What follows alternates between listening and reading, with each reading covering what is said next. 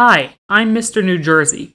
Today, I'm going to talk about New Jersey's 2019 elections and make an overall prediction for how they will play out based on a political science trend that I call the Gubernatorial Midterm Effect.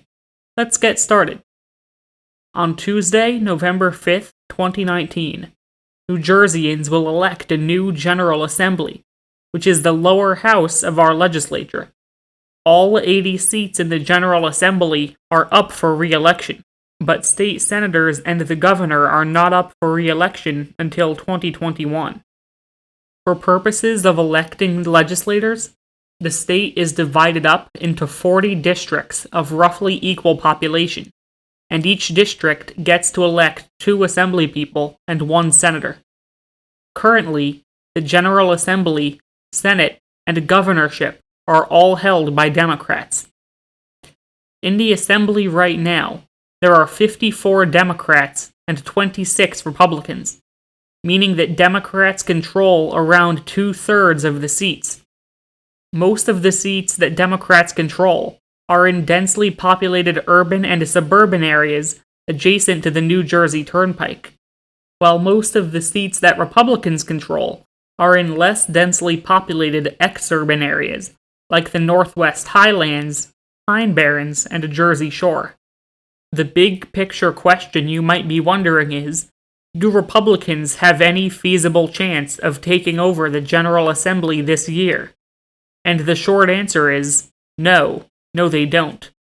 There are several reasons why Democrats will almost certainly not lose control of the Assembly this year. The first and most basic reason is that New Jersey is a pretty blue state in general. Most of our population lives in big, diverse urban or dense suburban areas, which are the kinds of communities that most heavily support Democrats at this moment in American history. Secondly, we have a Republican president right now, Donald Trump, who is very unpopular among New Jersey residents. As of when I'm making this video, Trump's approval rating in New Jersey is net negative 18%, so he's deep underwater. This means you're probably going to have a fair number of Democratic voters who are enthusiastic to turn out to vote to keep their state government as a bulwark against conservative policies at the national level. Thirdly, New Jersey's legislative map is heavily gerrymandered to benefit Democrats. Think back to the 2013 state Senate elections, for example. That was a year when statewide, Republican state Senate candidates got more votes than Democratic state Senate candidates. But even though Republicans got more votes, the map was drawn in such a way that lots of those Republican votes were wasted, and Democrats still clobbered Republicans in the seat total, winning 24 seats compared to the Republicans' 16 seats. So, yeah, even if the other 2 points I discussed end up being wrong, and Republicans do have really high enthusiasm for some reason, they probably won't be able to win most of the seats anyway. Finally, there really haven't been any major scandals that have hurt Governor Murphy much. The big problem of his tenure so far has been his rocky relationship with the legislature, which almost caused a government shutdown in his first year, but ultimately didn't. This rocky relationship has also stymied the governor's legislative agenda, preventing him from fulfilling campaign promises like legalizing recreational marijuana and instituting a millionaire's tax. But still, nothing earth-shattering has happened to cause his popularity to plummet. The latest Monmouth poll shows that 41% of the state's residents approve of the job he's doing, 38% disapprove, and 21% still have no opinion of him after all this time. It mostly just reflects Governor Murphy's reputation as a mild-mannered guy who isn't particularly loved or hated by the population, and just isn't especially controversial. So, would the governor like to have a higher approval rating? I mean, yeah, sure, all governors would. But his net approval is still slightly positive, and Republicans would need it to be overwhelmingly negative to overcome the Democratic advantages we just talked about. In order to take over the General Assembly, Republicans would have to flip 15 seats, and that is simply too steep a slope for them to climb in an environment like this, with a governor who has a net positive approval rating. However, I do think Republicans will net gain a few seats, rather than Democrats increasing the size of their majority. Why do I think the direction of travel will be towards more Republicans in the Assembly? That's where the gubernatorial midterm effect comes into play. If you remember back during the 2018 federal midterm elections, political news sites were completely inundated with articles pointing out that the president's party typically loses seats in Congress in midterm elections. This may be because members of the opposition party are extra angry and energized to go out and vote, or because moderate voters who think the president is too far left or right of them want to fill the legislature with people who will block the extreme portions of the president's agenda. Whatever the reason, the midterm effect was there, and on election night, Democrats picked up about 40 seats in the U.S. House of Representatives, giving them an ability to stymie Republican President Trump's agenda. So, when I started thinking about how to make my prediction for New Jersey's 2019 General Assembly elections, which are at the midway point of Governor Murphy's term, of course I had to ask, does the same trend exist at the state level, with the governor's party losing seats in the gubernatorial midterm? And, at least in New Jersey's case, historically speaking, the answer seems to be yes. To figure this out, I went to the Wikipedia page called Political Party Strength in New Jersey, because one of the things that page does is list the party composition in the legislature over time. By comparing party composition at the start of each year, I was able to deduce how many General Assembly seats each party gained or lost in each gubernatorial midterm from 1959 to 2015. That's 15 gubernatorial midterms to look at. Here are the results. Over the 15 gubernatorial midterms included, the governor's party lost General Assembly seats in 14 of them.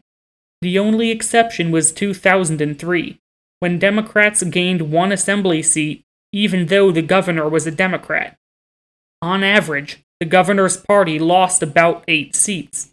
However, and this is important, the number of seats the governor's party loses has been going down in modern midterms. If we restrict the analysis to just the last 5 gubernatorial midterm elections, instead of the last 15 elections, then the governor's party has only lost an average of about 2 seats. I also checked out how many seats the president's party lost in each gubernatorial midterm, just to find out if the results may be some weird correlation with the president's party having an effect. Over the 15 gubernatorial midterms included, the president's party lost an average of less than 1 seat. That means the relationship between the party of the president and the General Assembly results seems to be relatively low, and that the party of the governor seems to have a stronger impact on gubernatorial midterm seat changes. To be clear, I don't know how well this gubernatorial midterm effect would map on to other states, if at all. One of the reasons New Jersey holds its state-level elections on odd-numbered years is to try to minimize the effect of national politics on state election outcomes. By contrast, most states hold their state elections on even-numbered years.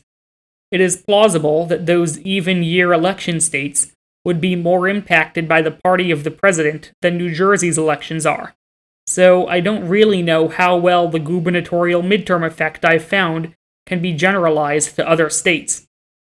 There has been a general trend in American politics over the last generation or so towards state-level elections becoming more tied to how voters feel about national politics. So, it is also possible that this gubernatorial midterm effect will continue to decline, and that the party of the president, aka the Republicans, could lose more seats this time than it has in the past. Again, though, I'm not really sure.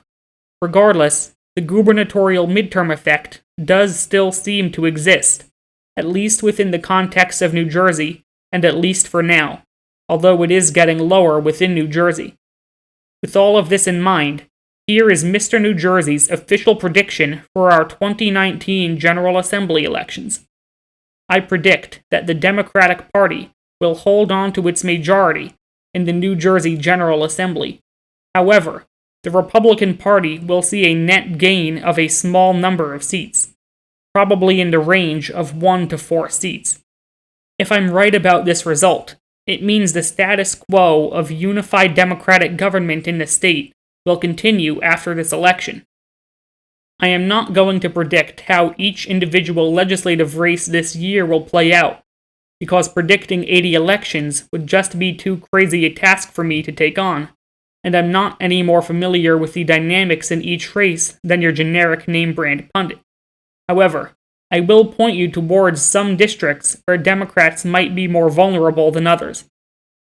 One way to begin thinking about seats that Democrats could lose is to look at seats which they only gained recently, using the logic that if a district was recently Republican held, there may still be enough Republican-leaning voters there to flip it back. In the 2017 General Assembly elections, Democrats flipped 1 seat apiece in Districts 2 and 16, so those districts are possible places where Republicans could find pickups. Taking this one step further, in the 2017 state Senate elections, which used the same district boundaries, Democrats flipped Districts 7 and 11, so those are 2 more possible districts that are purple enough for Republicans to make gains. Of course, I'm sure there could be even more districts where Republicans could make pickups that I haven't discussed here, but seeing which districts have been volatile recently is at least a start to seeing the potential room for change between parties. It is also possible that Democrats could gain seats somewhere in the state. In fact, my prediction doesn't say that they won't flip any seats. My prediction just says that Republicans will flip more seats than the Democrats do, so any Democratic gains will be outweighed by Republican gains. While the General Assembly elections are the biggest elections in New Jersey this year, there are other things we will be voting on as well. For example, depending on where you live, there may be county, municipal, school board, or fire board elections. I've put a map on screen to show you which party currently controls each county freeholder board in the state, and you can see that Democrats control most of the counties along the urban corridor between Philadelphia and New York, while Republicans control most of the counties in the Highlands region and Jersey Shore. Personally, the county I'm most interested to watch this year is Somerset, because that's a county where control of the board might flip if Democrats play their cards right. For several decades, Somerset County has been dominated by the Republican Party, but over the last several election cycles, changing demographics have made it bluer and bluer. In 2018, Democrats won 2 seats on the 5-member board for the first time in a while, and if they can flip 1 more seat this year, they will take control of the board. Finally, New Jerseyans will get to vote on a state constitutional amendment this year as well. What this is about is that New Jersey's constitution offers a property tax deduction of $250 to our state's veterans who live in private residences. But veterans who live in continuing care retirement facilities are excluded from the deduction because they don't pay property taxes directly. They pay whatever the fee is to live in their facility, and then the facility pays the property taxes to local governments.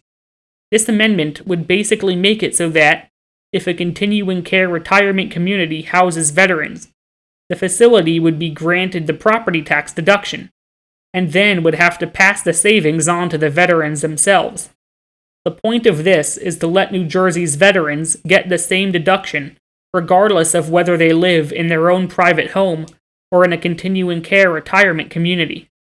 This amendment passed both houses of the legislature unanimously before getting placed on our ballots this year, and I think it will probably pass this referendum pretty overwhelmingly as well. You can form your own judgment on whether or not to vote for it. The upside is obvious, which is that all of our state's veterans would be treated equally, regardless of their living arrangement, The downside is that the amendment would cost the state several $100,000 per year.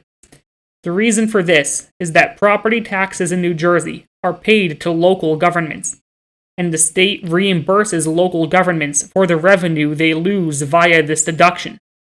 So, the amount that the state would have to pay back to local governments would go up if more people are allowed to take the deduction. So, that is my analysis of New Jersey's 2019 general elections. Several other states are having elections this year as well, including gubernatorial elections in Kentucky, Louisiana, and Mississippi, and state legislative elections in Louisiana, Mississippi, and Virginia. But I'm not planning to talk about those in depth. So if you want analysis of those elections, go try to find a Mr. Mississippi or a Ms. Virginia YouTube channel instead.